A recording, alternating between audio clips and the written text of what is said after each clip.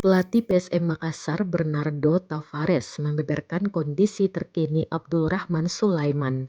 Pemain nomor punggung 28 ini sudah cukup lama tak terlihat di sesi latihan Laskar Pinisi, julukan PSM Makassar. Tavares mengatakan Abdulrahman beberapa kali melakukan pemeriksaan terkait kondisi cedera yang dialami. Namun ia tak diberitahu hasil pemeriksaan cederanya seperti apa. Sejak musim lalu, ex-punggawa timnas Indonesia berkutat dengan cedera medial collateral ligament atau MCL dan posterior cruciate ligament atau PCL. Cedera dialami Abdul Rahman saat lawan Persib Bandung di Stadion Wibawa Mukti 2 Oktober 2021. Dia salah tumpuan usai berduel bola udara dengan pemain Persib. Sempat dikabarkan mulai membaik sebelum kompetisi musim 2022-2023 bergulir. Akan tetapi dikabarkan kembali alami cedera dan sementara proses pemulihan. Menurut juru taktik 42 tahun ini, banyak resiko akan diterima Abdul Rahman dengan cedera panjang dialami. Apalagi usianya sudah 34 tahun.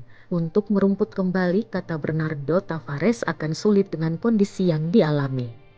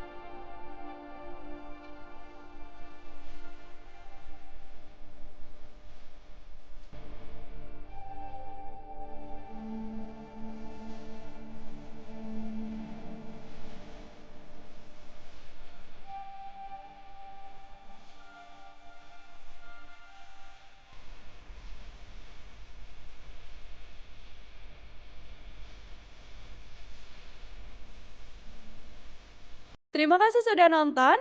Jangan lupa like, subscribe, dan share ya.